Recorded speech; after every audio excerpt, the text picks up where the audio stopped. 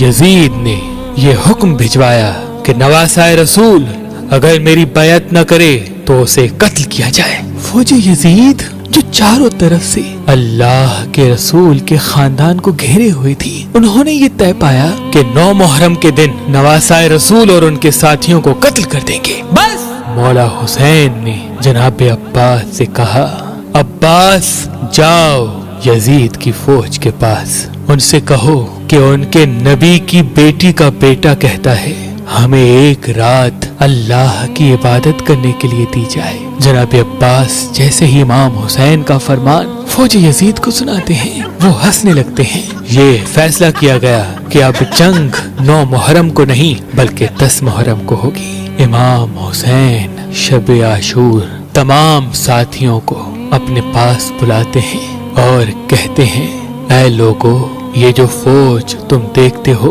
ये सब मेरे खून के प्यासे हैं। कल मुझे कत्ल किया जाएगा, मेरी बहनों बेटियों को बेपर्दा करके बाजारों में फिराया जाएगा। ऐ लोगों, तुमने मदीने से लेके यहाँ तक मेरा बहुत साथ दिया है, अब मैं हुज्जत तमाम करता हूँ। चले जाओ, अपने अपने शहर वापस चले जाओ, तुम्हारी जन्नत का जामिन मैं हूँ। लोग इधर उधर देखने लगे कि मौला ये क्या फरमा रहे हैं, आपको छोड़ के जाए। इमाम हुसैन फरमाते हैं, ऐ लोगों, तुम सबको शहादत का मर्तबा अल्लाह के रसूल से मैं लेके दूंगा, जाओ चले जाओ। जब इमाम हुसैन ने सबके चेहरे को देखा तो आपने फरमाया, शायद तुम लोगों को आंखों की शर्म ने मारा है। अब्बास चिराग बुझा दो। बस चिराग का बुझना था। इमाम हुसैन सर को झुका के बैठ गए। कुछ देर गुजरी, इमाम हुसैन ने फरमाया, अब्बास चिराग जलाओ। जैसे ही चिराग चले, इमाम हुसैन देखते हैं एक एक मौला का चाहने वाला अपनी तलवार अपनी गर्दन पे रख के कहता है, ऐ नवासाए रसूल, इन जालिमों के बीच में आपको तन्हा छोड़ के जाए। जब हम मर जाएंगे आपकी माँ को क्या मुंह दिखाएंगे। हमारी जाने, हमारे बच्चों की जाने आपके कदमों पे कुर्बान मेरे मौला। अगर आप हुक्म करें हम अभी के अभी अपने आप को कत्ल कर देते हैं। इमाम हुसैन ने फरमाया, ऐ मेरे बाबा, देख जैसे मुझे साथी मिले ऐसे आपको भी ना मिले। ऐ मेरे भाई हसन, देख जैसे मुझको साथी मिले ऐसे आपको भी ना मिले।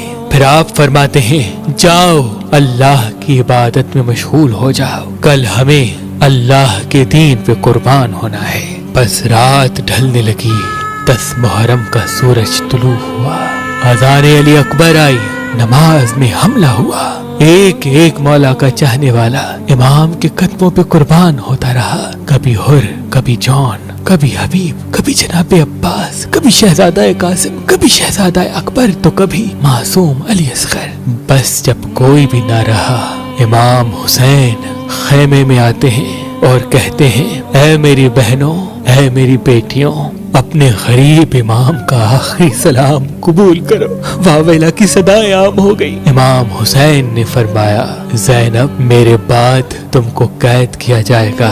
फिर आप एक खेमे में आते हैं जहाँ एक बीमार सोया हुआ होता है। इमाम हुसैन फरमाते हैं, अली उठो, अपने बाबा का आखिरी सलाम कबूल करो। जनाब सज्जाद बिस्तरी बीमारी से उठते हैं, देखते हैं कि उनका बाबा खून में रंगीन और उनका लिबास इतना सादा और फटा हुआ। इमाम सज्जाद कहते हैं, बाबा अब्बास। इमाम हुसैन फरमाते हैं, नहर किनारे सो रहे हैं। अली अकबर, उनको पर्ची लगी, उनकी लाश वहाँ रखी हुई है। एक एक शहीद अल्लाह की राह में कुर्बान हो गया। बस इतने में ज़ैनुल आबिदीन सहारे से उठते हैं और कहते हैं, ऐ मेरे मौला, मुझे इजाजत दे, मैं मैदान में जाऊं। इमाम हुसैन फरमाते हैं, सज्जाद, तुम्हारा इम्तिहान इतना आसान नहीं बेटा, हमें शहीद होने दो, हमारा इम्तिहान यहाँ खत्म होने दो, फिर तुम्हारा इम्तिहान शुरू होगा।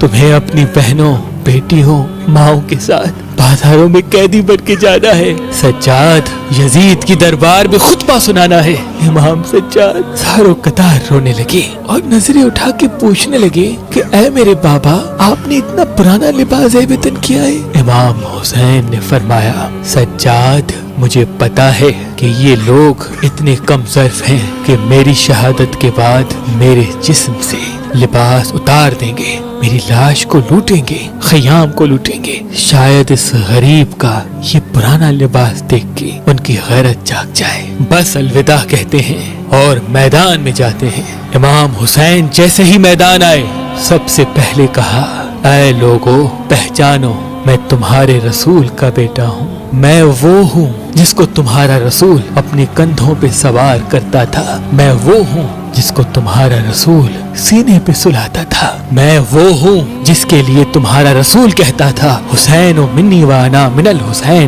حسین مجھ سے ہے، میں حسین سے ہوں۔ میں وہ ہوں جب نماز کے دوران میں رسول اللہ کی پشت پہ آتا تھا تو تمہارا رسول میرے احترام کے لیے اپنے سجدے کو طول دیتا تھا کہ ایسا نہ ہو کہ رسول اللہ سجدے سے اٹھے اور مجھے تکلیف آ جائے۔ اے لوگو، تم نے آج اس حسین کو رلایا ہے، اپنے ہاتھوں سے دنیا کے بدلے دوزخ کو لکھا ہے۔ بتاؤ میرا کیا گناہ ہے؟ بتاؤ کیا میں نے کسی انسان کا حق غصب کیا ہے؟ بتاؤ کیا میں نے کوئی نماز قضا کی ہے؟ بتاؤ میں نے کیا جرم کیا ہے؟ لوگ کہنے لگے کہ تمہیں اس لیے نہیں مار رہے کہ تمہارا کوئی قصور ہے، تمہیں اس لیے مار رہے ہیں کہ تم علی کے بیٹے ہو۔ امام حسین فرماتے ہیں، اے لوگو، وہ علی جو اسلام کا محافظ تھا، آج اس علی کو یہ صلا دے رہے ہو کہ اس کی اولاد کو اس بیابان میں قتل کر رہے ہو۔ بس اتنے میں شمر کہنے لگا کہ حسین کی باتیں نہ سنو، بس حملہ کر دو۔ امام حسین پہ حملہ ہو گیا۔ تاریخ نے تحریر کر دیا کہ اس زمین پہ آج سے پہلے ایسی جنگ کبھی نہ دیکھی تھی۔ ایک طرف ہزاروں کی فوج تھی، ایک طرف 3 دن کا بھوکا پیاسا حسین ابن علی تھا۔ لاش فضا میں اڑتے رہے، ہزاروں لوگ فنار ہوتے رہے۔ علی کا شیر، علی کی ذوالفقار اور رسول اللہ کے گھوڑے پہ سوار ہے۔ بس تاریخ نے تحریر کر دیا کہ فوج یزید بھاگتے بھاگتے کوفے تک جا پہنچی۔ عمر بن سعد کہتا ہے کہ شمر ابھی تک خاموش کیوں ہو؟ حملہ کیوں نہیں کرتے؟ شمر کہتا ہے کہ میں جاؤں گا تو مر جاؤں گا۔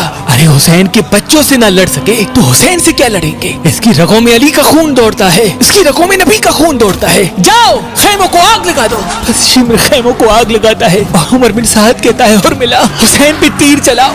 بس ہزاروں کی فوج نے امام حسین پہ تیر چلانا شروع کر دیے اور وہاں خیام کو آگ لگنا شروع ہو گئی۔ امام حسین کبھی فوج کی طرف جاتے ہیں اور کبھی خیام کی طرف جاتے ہیں۔ اتنے میں عمر بن سعد کہتا ہے، جس کے پاس جو جو چیز ہے وہ پھینک کے مارے۔ کسی نے نیزہ مارا، کسی نے تلوار پھینک کے ماری، کوئی تیر مارتا رہا، کوئی پتھر مارتا رہا۔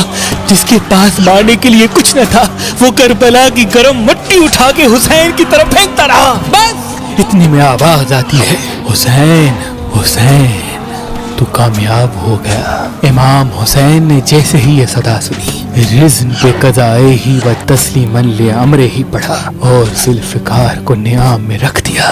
وہ پتھر، وہ نیزے، وہ بھالے، وہ تیر، وہ کربلا کی گرم مٹی امام حسین کے جسم پہ لگتی رہی۔ امام حسین گھوڑے کی زیر سے زمین پہ، امام حسین کے جسم پہ اتنے تیر تھے کہ رسول اللہ کا نواسا نہ زین پہ تھا نہ زمین پہ تھا، بس تیروں کے آسمان پہ تھا۔ اتنے میں عمر بن سعد نے کہا، حسین گر گیا، جاؤ جاؤ حسین کا سر قلم کرو تاکہ یہ خبر ہم یزید تک فوراً پہنچ جائے، ہمیں انعام ملے۔ جو قریب جاتا ہے امام حسین کی آنکھوں میں رسول اللہ کا چہرہ نظر آتا ہے، وہ روتا ہوا واپس آ جاتا ہے۔ اتنے میں شمر کہتا ہے، یہ کام مجھ سے ہی ہوگا، خنجر دو۔ خنجر لے کے امام حسین کے قریب جاتا ہے۔ امام حسین کا سر سجدے میں، شمر آ کے امام حسین کی گردن پہ خنجر رکھتا ہے اور چلانے لگتا ہے۔ شمر دیکھے کہ امام حسین کچھ پڑھ رہے ہیں، وہ ہنس ہنس کے سوچنے لگا شاید حسین پچھتا رہے ہیں، قریب آ کے سنو تو کیا کہتے ہیں، پھر جا کے یزید کو بتاؤں گا۔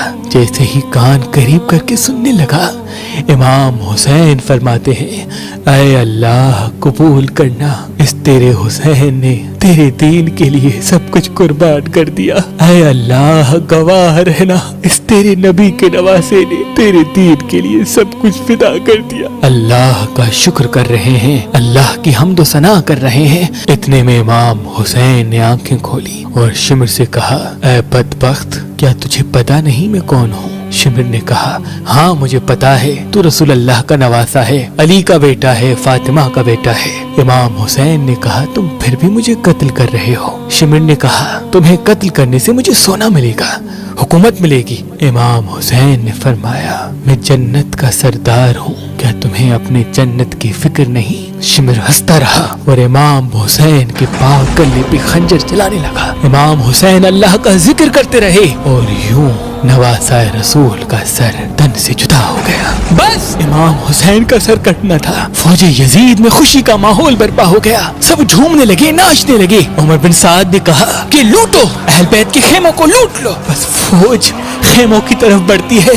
बीबियों ने मातम करना शुरू कर दिया। फौजे यजीद एक एक चीज को लूटना शुरू करते हैं। इतने में शिमर देखे एक 4 साल की बच्ची मैदान में बाबा बाबा कर रही है। शिमर करीब गया।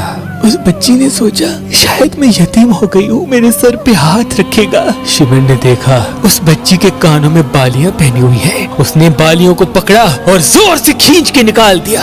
वो बच्ची करबला की जमीन पे बैठ गई और कहने लगी, दादा अली कहाँ है आप? बस बीबियां बेपर्दा होके जमीन करबला पे बेवारिस होके बैठ गए। ख़याम जल गए। इतने में उमर बिन साद कहता है कि यजीद का हुक्म है कि सबके जिस्म से सर काट के मेरे पास लेके आओ और लाशों पे घोड़े दौड़ाओ, ताकि दुनिया को मालूम हो जो इस यजीद के सामने आएगा, यजीद उसकी बेटियों बहनों को बेपर्दा कर देगा और उसकी लाशों को ऐसा कर देगा कि कोई उसे पहचान भी नहीं पाएगा। शिमर ने कहा, हाँ लाशों को लगाओ, घोड़ों को तैयार करो। किसी कबीले से आवाज आई कि अकबर की माँ उम्मे लैला हमारे कबीले से है, हम अकबर की लाश पे घोड़े नहीं दौड़ाएंगे। उमर बिन साद ने कहा, ठीक है अकबर की लाश जुदा कर दो। किसी ने कहा जॉन हमारे कबीले से है, उसकी लाश जुदा हो गई। किसी ने कहा औन और मोहम्मद हमारे कबीले से है, उसकी लाश जुदा हो गई। किसी ने कहा हुर हमारे कबीले से है। किसी ने कहा जनाब अब्बास पे हम घोड़े नहीं दौड़ाएंगे। किसी ने कहा कासिम यमन की शहजादी का बेटा है, हम इस पे घोड़े नहीं दौड़ाएंगे। करबला की तारीख ने तहरीर कर दिया कि जितने भी शहीद थे उनके लिए कोई न कोई ये कहने लगा कि इसका ताल्लुक हमारे कबीले से है। उन तमाम शहीदों की लाश जुदा हो गई। बस एक गरीब माँ और एक गरीब बाप का बेटा हुसैन जमीन करबला पे पड़ा रहा। किसी ने ये न कहा कि ये हमारे रसूल का नवासा है, ये हमारे रसूल की बेटी का बेटा है, ये अली मुर्तजा का बेटा है। शिमर ने कहा, बस लावारिसों की तरह हुसैन की लाश पड़ी हुई है। वो जो पामाल करने के लिए घोड़े तैयार किए गए थे, बुलाओ सबको। घोड़े तैयार होते हैं, घोड़े दौड़ते हैं। घोड़े कभी मशरिक से मगरिब को जाते हैं, कभी मगरिब से मशरिक को जाते हैं। इमाम हुसैन की लाश पामाल होती रही। इमाम हुसैन की दाईं पसलियां बाईं पसलियों की तरफ चली गई, बाईं पसलियां दाईं पसलियों की तरफ चली गई। इमाम हुसैन का सीना और पुश्त एक साथ हो गए। वहाँ नवासा रसूल की लाश पामाल हो रही है, वहाँ फौजे यजीद झूम रही है, वहाँ रसूल अल्लाह की बेटियां रो रही है। बस इतनी देर में अंधेरा छा गया। 61 हिजरी का 10 मुहर्रम वाहिद दिन था जिस पे अंधेरा वक्त से पहले हो गया। सलाम हो करबला के शहीद नवासाए रसूल इमाम हुसैन पर, इमाम हुसैन पर, इमाम